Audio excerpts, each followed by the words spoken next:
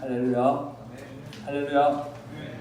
네, 오늘도 여러분들과 함께 이 예배드리는 시간을 허락하여 주신 하나님께 모든 영광을 돌려드립니다. 우리 천국이라는 말과 여러분, 이 복음이라는 말은 기본적으로 근본적으로 같은 의미를 가지고 있습니다.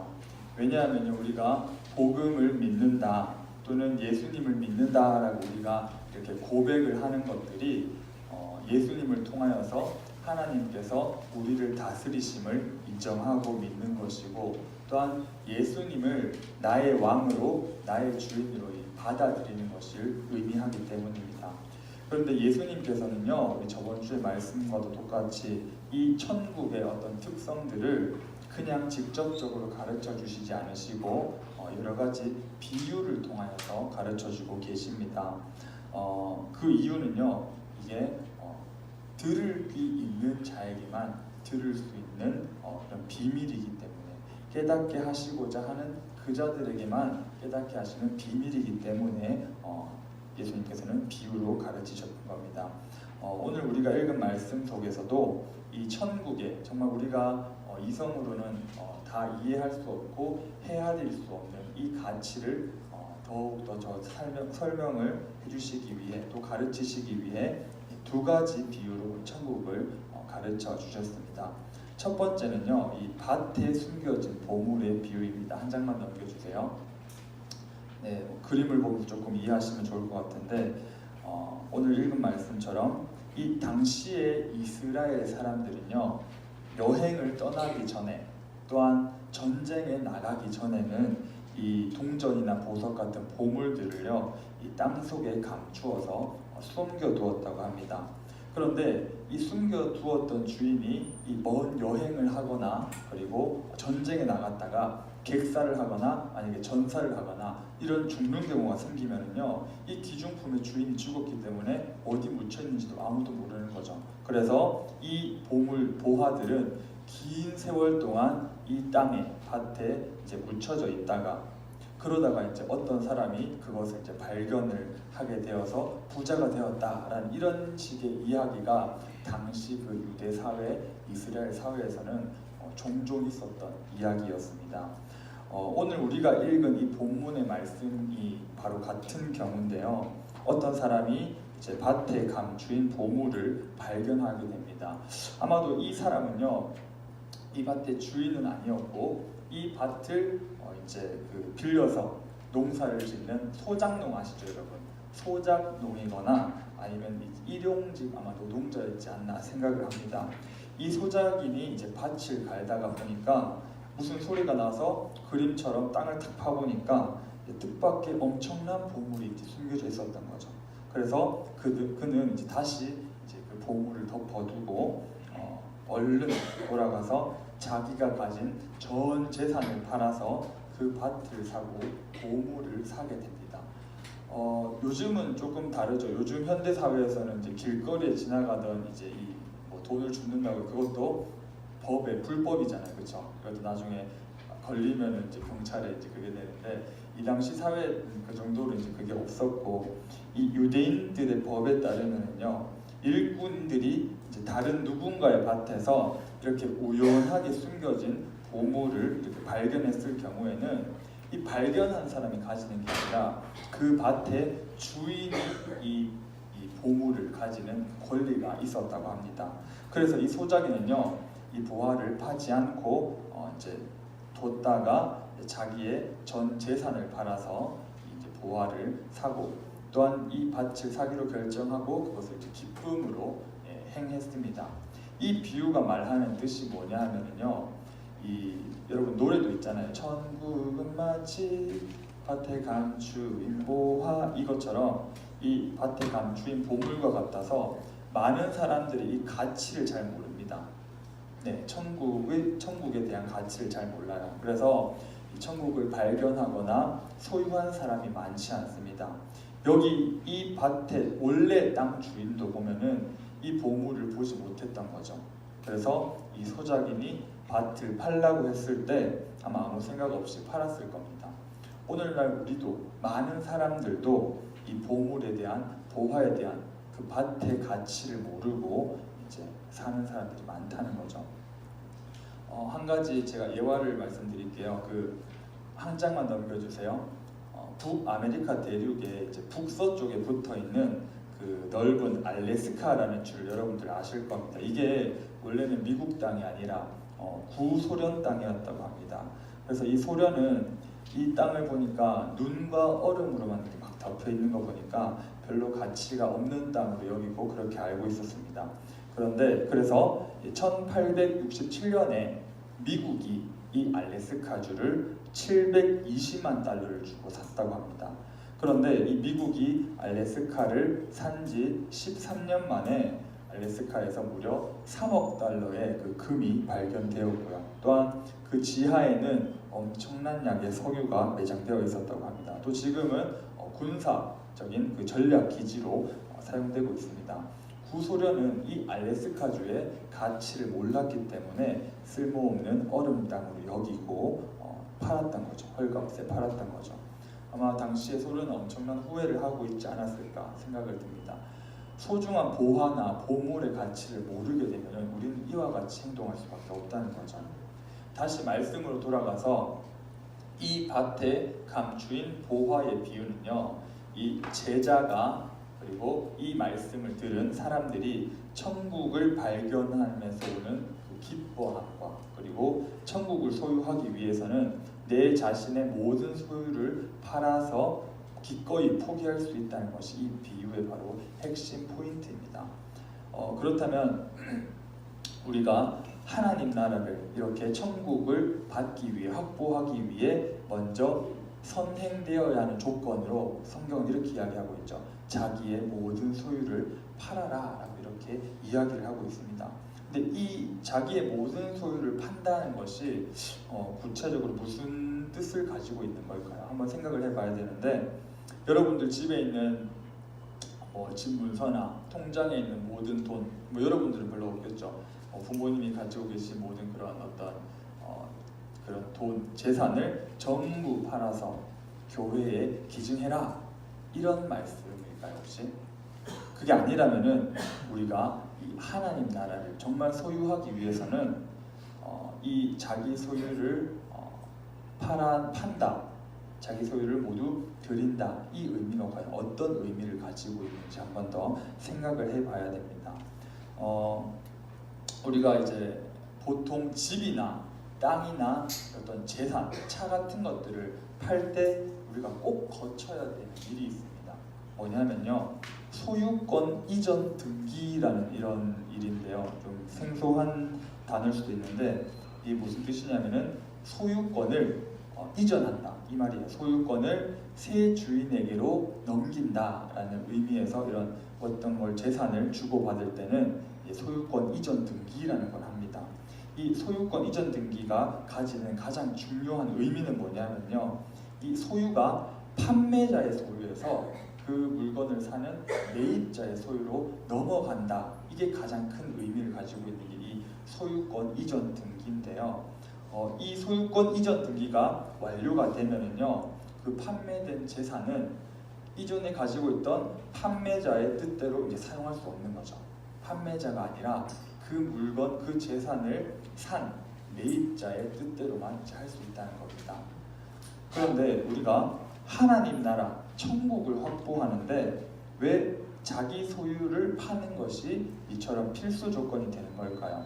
그 이유는요, 이 하나님 나라, 이 천국의 속성을 우리가 잘 알아야지만 이해를 할 수 있습니다.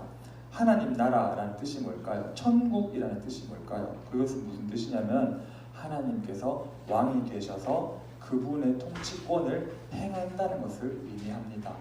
다시 말해서 우리가 천국을 가졌다, 하나님 나라를 확보했다, 이 의미는 내가 하나님을 나의 왕으로 모시고 나의 삶의 모든 영역에서 하나님께 통치를 받는 것을 의미하고 있습니다. 그런데 이 하나님께서 나에 대한 그분의 통치권을 행사하시기 위해서는요, 반드시 선행되어야 할 조건이 있는데 그게 뭐냐면 바로 소유권 이전 등기라는 겁니다. 내 것이라고 생각했던 나의 모든 이 소유권들을 하나님께 이전해야 된다는 거죠. 그것이 바로 천국을 확보하는 하나님 나라에 들어가는 필수 조건이고 선행 조건이 됩니다. 왜냐하면 하나님께서 내 모든 소유에 대한 이 통치권, 소유권을 가지고 계셔야지만 나에 대한 모든 소유를 하나님의 뜻대로 사용할 수 있을 것이고, 그것이 바로 하나님께서 내 삶의 모든 영역에서 통치권을 가진다, 그 의미, 진정한 의미이기 때문입니다. 만약에요 우리가 이 소유권을 하나님께 다 온전히 우리의 모든 재산을, 우리의 모든 어떤 그런 소유를 다 드리는 것이 아니라 다시 내가 그냥 전적으로 내 소유를 내가 가지고 있다거나 아니면 부분적으로만 하나님께 드린다면은 과연 하나님께서 내 삶을 주관하시고 내 삶을 통치하실 수 있을까요? 그렇게는 불가능하다는 거죠. 이런 이유 때문에 우리는 하나님의 나라를 소유하기 위해서는, 천국을 받기 위해서는 누구든지 예외 없이 자신의 모든 이 소유권을 하나님께 드려야 된다는 말입니다. 자, 그렇다면 우리가 이 팔아야 될, 우리가 드려야 될 이 전 재산에는 과연 어떤 것이 포함이 될까요? 물질적인 재산은 물론 포함입니다. 그리고 가족, 친척, 친구 이런 것들, 인간관계도 다 하나님께 드려야 되고요. 직업, 재능, 취미, 지식, 사고, 감정, 시간, 건강까지도 우리의 삶을 영위하는 모든 것들이 하나님의 소유가 되도록 우리는 그렇게 살아가야 된다는 거죠.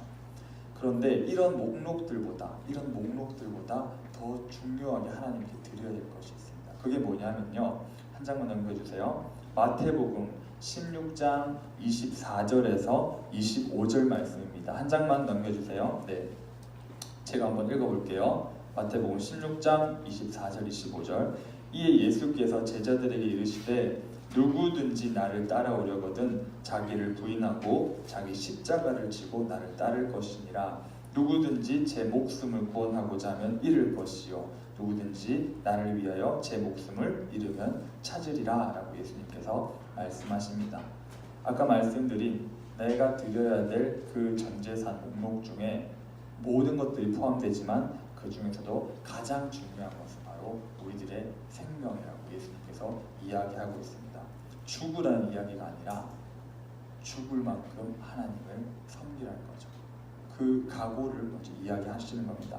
누구든지 예수님의 제자가 되어서 영생을 얻으려면, 천국을 얻으려면, 하나님의 나라를 얻으려면 자기를 먼저 부인해야 되고 자기 십자가를 지고 나를 따를 것이니라 라고 제가 말한 게 아니라 예수님께서 성경으로 정확하게 이야기를 하고 계십니다. 이것이 바로 구원과 생명과 천국의 가치를 아는 사람의 행동이 될 것입니다. 그런데 여러분, 이 비유에서요, 이 전재산을 바친다는 이 비유에서 우리가 오해를 하면 안 되는 것이 있습니다. 뭐냐면요, 44절에 나오는데 바로 자신의 모든 소유를 나의 모든 소유를 판다는 이 행동이요, 내가 뭔가 하나님께 희생하고 있다라고 오해를 하면 절대 여러분 안 됩니다. 이 비유에 등장하는 이 소장농은 자신의 소유보다 훨씬 더 이 값진 것을 얻기 위해서 자기의 소유를 팔고 있죠. 그래서 이 소장농은요, 자신의 이 소유를, 전재산을 팔 때 대단한 희생을 내가 하고 있다라거나 생색을 낸다거나 마지못해 판 것이 아닙니다. 44절을 보시면요, 숨겨두고 기뻐하며 돌아가서 자기의 소유를 다 팔았다라고 이야기합니다. 기뻐하며라고 이야기하고 있습니다. 전적으로 이 사람은요, 뭐 희생한다거나 마지못해 파는 것이 아니라 기뻐하면서 내 전재산을 판다라고 이야기하고 있습니다. 이처럼 우리가 하나님의 나라를 위하여 자신의 모든 소유권을 포기하는 것이 자발적이고 기쁨으로 이루어져야 한다는 거죠. 사실 이런 내용을, 이런 어떤 행동을 세상 사람들이 보면은 정말 상식을 벗어난 행동을 보고 상식을 벗어난 그런 자세라고 보일 겁니다. 그러나 이것이야말로 하나님 나라의 진정한 가치를 아는 사람들의 행동이고 예수님께서 선택하신 제자들만이 이해할 수 있는 하나님 나라의 비밀이라는 거죠. 이 비밀을 놓치지 않는 이 고등부가 되기를 간절히 바랍니다. 그리고 비유 중 이제 다음 두 번째 이제 그 비유를 말씀하시는데 어떤 비유냐면요, 45절과 46절입니다. 귀하고 값진 진주 상인이 등장을 하고요. 그 상인이 이제 진주를 정말 내 전 재산을 팔 정도의 그런 진주를 찾아서 그것을 내 전 재산을 팔아서 사는 그런 비유를 이야기하고 계시는데, 당시에 이제 고대 사회에서는요, 이 진주가 매우 값진 물건이었다고 합니다. 그래서 그 고대 역사 자료를 제가 좀 찾아보니까 그 카이사르라는 황제가 있었는데 브루투스의 어머니에게 150만 데나리온의 진주를 선물했다고 합니다. 150만 데나리온의 진주를 선물했다고 하고, 클레오파트라도 2,500만 데나리온짜리 진주를 소유하고 있었다고 합니다. 이 데나리온 하면 여러분들이 얼마나 되는지 이해가 잘 안 가실 수도 있는데, 일꾼의 당시 하루 품삯이 1데나리온이었습니다. 하루 품삯이 1데나리온이었으니까 2,500만 데나리온이라고 하면은 2,500만 일을 해야지 이제 벌 수 있는 그 정도의 가치라는 거죠. 엄청난 가치라고 합니다. 당시의 진주들이 그런 가치가, 또 좋은 귀하고 값진 진주는 그런 가치가 있었다고 합니다. 그래서 45절과 46절에 나오는 말씀처럼, 비유 말씀처럼 어떤 이 부유한 진주 상인이 귀하고 값진 진주를 찾으려고 평생을 돌아다니고 찾아 헤맸습니다. 그러다 그 진주를 결국에 발견을 하게 되죠. 너무나도 기뻤던 이 진주 상인은 자신의 전 재산을 팔아서 그 진주를 사는 그런 장면을 예수님께서 이야기하고 계십니다. 이 비유의 의미도요, 그 전에 나왔던 밭에 숨겨진 보물의 비유랑 똑같이 적용될 수 있습니다. 경제적인 측면에서만 보면은요, 사실 아까 그 소작인 농부는요, 밭도 사고 보물도 얻었잖아요, 그렇죠? 근데 이 진주 상인은 그냥 이 자기의 전 재산을 팔았는데,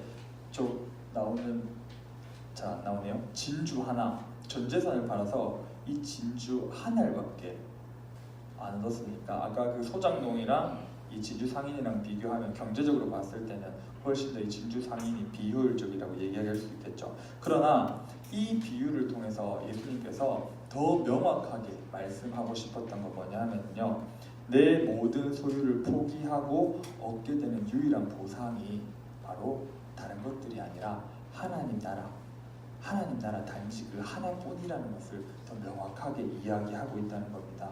이 소유권을 우리의 모든 소유권을 포기해서 하나님께 드린다고 해서 우리가 부자가 되고 똑똑해지고 좋은 대학을 가고 좋은 직업을 가지고 또한 아주 건강해진다, 이런 의미가 아니라는 거죠. 이런 것들이 있어도 이런 것들이 없어도 우리는 하나님 나라 그 하나만으로도 그 모든 것을 만족시키고 충족시키는 삶이 되어야 한다는 겁니다. 그리고 될 수 있다는 말입니다. 그리고 되어야만 한다는 거죠. 어떤 사람이요, 여러분, 여행을 떠났다고 합니다. 여행을 떠나다가 어떤 친구 부부가 머무는 그 집을 방문했는데 이 친구 부부를 따라서 이제 파티에 참석을 하게 되었는데, 이제 파티에 참석하려다 보니까 이 친구 부인이 예쁘게 파티 드레스도 입고 이런 귀한, 정말 보석이 달린 귀한 목걸이도 차서 이제 장식을 하고 있었다고 합니다. 근데 이 여행객 친구가 그 부인이 이제 막 그렇게 꾸미고 있는 모습을 보면서 괜히 자기도 모르게 농담을 한마디 던졌다고 합니다. 아, 부인, 그렇게 차려입으니까 그 목에 찬 가짜 목걸이도 진짜 목걸이처럼 보이네요 라고 이렇게 농담을 던지면서 이 사람이 생각이 드는 것이, 내가 뭔가 이 엄청난 실수를 하고 있다는 것을 이미 말을 내뱉고 나서 깨닫게 된 거죠. 이 부인은 이 파티에 참석하려고 정말 전날부터 옷을 고르고 목걸이도 골라가지고 그렇게 막 정성스럽게 준비를 하고 있는데 괜히 농담한답시고 이 가짜 목걸이 아니냐면서 막 이렇게 하니까 신뢰 중에 가장 큰 신뢰죠. 그런데 이 말을 들은 이 부인이요, 아주 밝은 표정으로 깔깔깔 웃더니 아니 이 목걸이가 가짜인 거 어떻게 알았냐면서 실은 그 밤길이 너무나 위험해서 저는 진짜 목걸이는 항상 금고에 두고 외출할 때는 이렇게 가짜 목걸이만 착용을 한답니다 라고 이렇게 이야기를 했다고 합니다. 이 진짜 보석이 있는 사람은요, 가짜 보석을 찬다고 할지라도 내 마음은 충족되어 있고 자랑스러워할 수 있다는 얘기죠. 만약에 그 부인에게 금고에 진짜 보석이 없었다면 아마 이 친구의 말이 엄청 큰 상처가 남았을 겁니다. 근데 그게 아니라는 거죠. 사랑하는 고등부 여러분, 우리도 이 부인처럼요, 이미 진짜 보석을 우리는 받았습니다. 진짜 보석을 받았고 그것은 바로 천국이고 하나님 나라고 구원입니다. 오직 은혜로, 우리가 오직 은혜로 받은 이 구원의 은혜와 천국 소망에 대해 감사하며 살아가는 우리 고등부가 되기를 바랍니다. 그리고 이 천국의 가치를 발견하게 하심도, 알게 하심도 하나님이라는 것을 우리가 매일매일 고백하며 살아가는 우리 고등부가 되길 바랍니다. 또한 기쁨으로 우리의 모든 소유권을 하나님께 이전 등기하는 그런 고등부가 되길 바라고요. 이 성령 하나님께서 우리에게 이 조명을 해주신 그 지혜로 말미암아 하나님께서 우리에게 허락하신 그 천국의 가치를 잘 알고 그 가치를 이 삶 속에서 잘 나타내는 고등부가 되기를 예수님의 이름으로 간절히 소망합니다. 다 같이 우리 찬양 한 곡